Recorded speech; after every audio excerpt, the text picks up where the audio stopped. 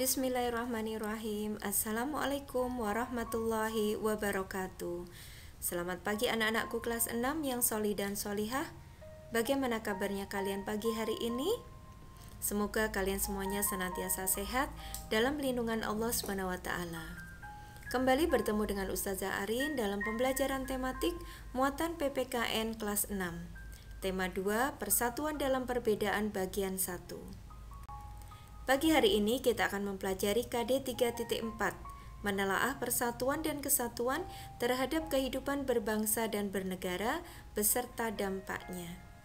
Tujuan pembelajarannya adalah kalian mampu menemukan contoh pelaksanaan nilai persatuan dalam kehidupan sehari-hari dengan benar. Yang kedua, kalian mampu menerapkan 3 kegiatan yang sesuai dengan nilai persatuan dan kesatuan dalam kehidupan sehari-hari dengan tepat. Ketiga, kalian mampu mengidentifikasi contoh manfaat persatuan dan kesatuan dalam kehidupan masyarakat sekitar. Dan yang terakhir, kalian mampu menuliskan contoh manfaat persatuan dan kesatuan dalam kehidupan masyarakat sekitar. Baiklah anak-anak, mari kita awali pembelajaran pagi hari ini dengan mengucap basmalah. Bismillahirrahmanirrahim. Seperti tumbuhan, manusia memiliki cara berbeda dalam beradaptasi. Perbedaan yang ada bukan untuk dipermasalahkan, namun untuk disyukuri. Tuhan menciptakan kita berbeda-beda agar kita saling mengenal dan saling menghargai. Perbedaan merupakan anugerah. Di dalam Quran Surat Al-Hujurat ayat 13, Allah berfirman, "Hai manusia, sesungguhnya kami menciptakan kamu dari seorang laki-laki dan seorang perempuan dan menjadikan kamu berbangsa-bangsa dan bersuku-suku supaya kamu saling kenal mengenal. Sesungguhnya orang yang paling mulia di antara kamu di sisi Allah ialah orang yang paling takwa di antara kamu. Sesungguhnya Allah Maha Mengetahui lagi Maha Mengenal." Mari anak-anak, silahkan dipersiapkan buku tematiknya, buku tema 2 dan juga buku catatan tematiknya. Masya Allah, pelangi itu indah anak-anak.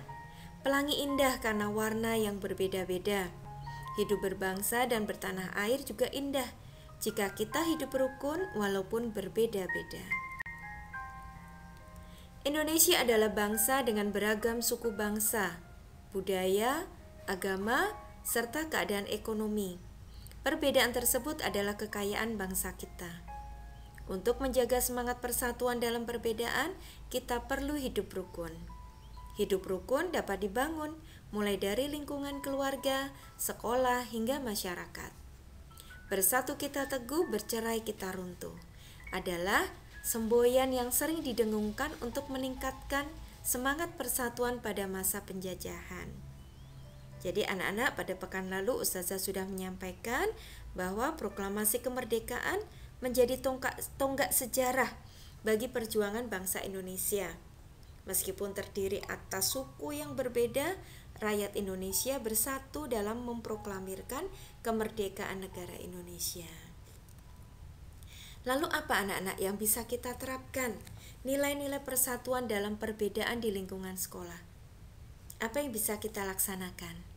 Yang pertama, bersikap peduli, toleran, dan mendahulukan kepentingan bersama.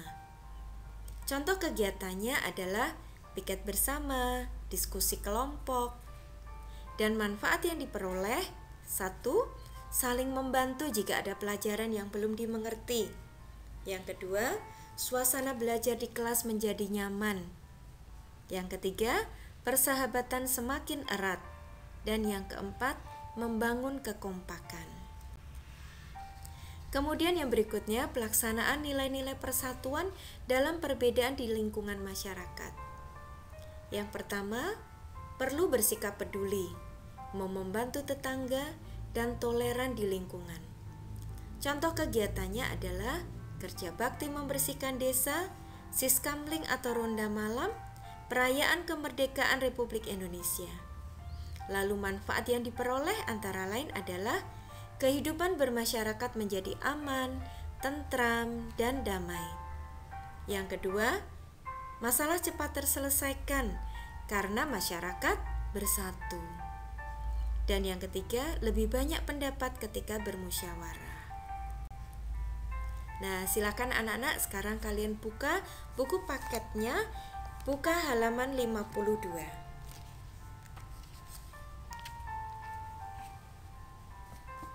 Sudah anak-anak? Ya, kemerdekaan yang diraih oleh bangsa Indonesia tidak lepas dari makna yang terkandung dalam sila ketiga, yaitu persatuan Indonesia. Mengapa persatuan dan kesatuan penting anak-anak? Apa yang terjadi jika negara kesatuan Republik Indonesia tidak bersatu? Mari kita pelajari. Di dalam teks halaman 52 ada bacaan, kami berbeda namun kami bekerja sama. Akan Ustazah bacakan, silahkan kalian simak. Matahari belum tinggi ketika Edo, Dayu, dan teman-temannya bermain di halaman sekolah. Ada yang bermain lompat karet, ada yang bermain petak jongkok, ada yang bermain congklak di selasar kelas, dan sebagian lagi ikut dalam permainan rangku alu. Edo, Dayu, Siti, Udin, Beni, dan Lani memilih ikut permainan rangku alu bersama beberapa teman lain. Mereka memang lebih suka dengan permainan olah tubuh di luar ruangan. Baru beberapa hari yang lalu teman baru mereka, Yanes, yang memperkenalkan permainan ini. Yanes berasal dari Alor, Nusa Tenggara Timur. Permainan yang menggunakan tongkat bambu ini adalah permainan anak yang digemari di sana. Edo, Dayu, dan teman-teman di SD Nusantara senang sekali mengenal permainan baru. Seru dan menantang, kata mereka.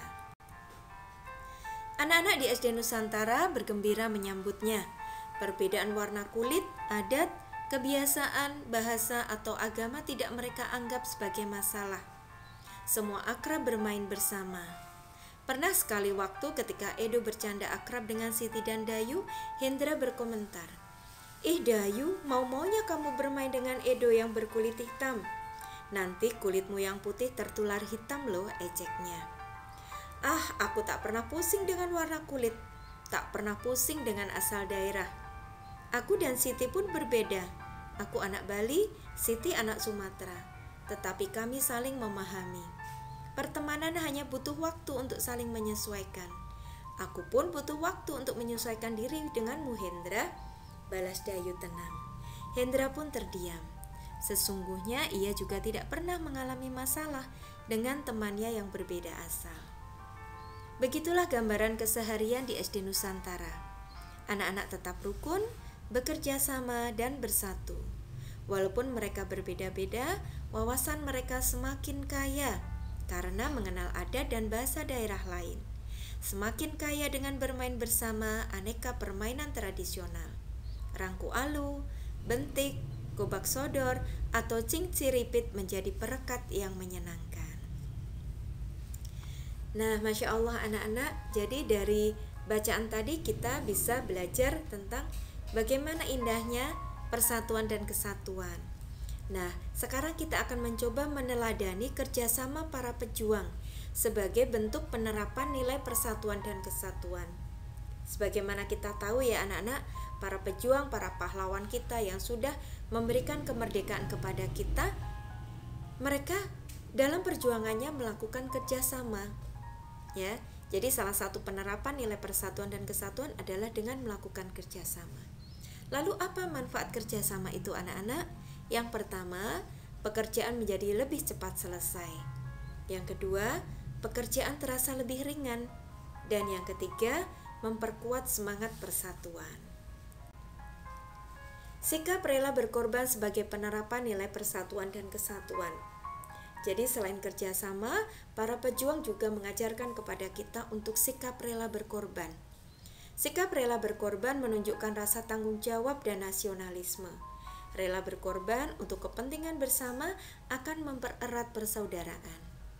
Nah, bagi kita yang sudah hidup di alam merdeka ini, apa yang bisa kita lakukan anak-anak sebagai bentuk sikap rela berkorban? Contohnya 1, menyisihkan uang saku untuk membantu korban bencana alam. Yang kedua, menyisihkan uang saku untuk pembelajaran jarak jauh. Jadi kalian untuk melakukan pembelajaran dengan Zoom ya, kemudian online belajar vid call, tentunya kalian memerlukan tambahan uang untuk membeli kuota. Nah, ternyata anak-anak menyisihkan uang saku untuk membeli kuota juga termasuk sikap rela berkorban. Kemudian yang ketiga adalah berbagi makanan dengan teman. Sikap yang ketiga adalah sikap pantang menyerah sebagai penerapan nilai persatuan dan kesatuan. Para pahlawan mengalami banyak rintangan dalam memperjuangkan kemerdekaan. Setiap rintangan mereka makin berusaha keras untuk menaklukkannya. Nah, bagi kita, sikap pantang menyerah bisa kita wujudkan dalam apa anak-anak? Yang pertama dengan rajin belajar. Ya. Jadi kalian harus rajin, harus tekun, tidak boleh merasa malas, ya. Sebagai bentuk rasa syukur karena kita sudah merdeka. Kemudian jujur dalam mengerjakan tes.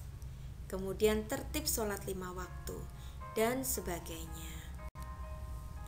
Alhamdulillah anak-anak, materi hari ini sudah selesai. Tugas kalian di rumah adalah yang pertama, silahkan kalian baca rangkuman tema 2 PPKN. Dan kemudian yang kedua, kerjakan lembar kerja peserta didik yang sudah Ustazah cantumkan di dalam rangkuman tema 2. Silahkan kalian kerjakan, kemudian kalau sudah dikerjakan, mintakan tanda tangan orang tua dan silahkan dipoto dikirim kepada Ustazah wali kelas. Tetap semangat BDR, semangat belajar dari rumah. Manjada wajada. Kita akhiri pembelajaran hari ini dengan mengucap hamdalah. Alhamdulillahirabbil alamin. Sekian dari Ustazah. Wabillahi taufik wal hidayah. Wassalamualaikum warahmatullahi wabarakatuh.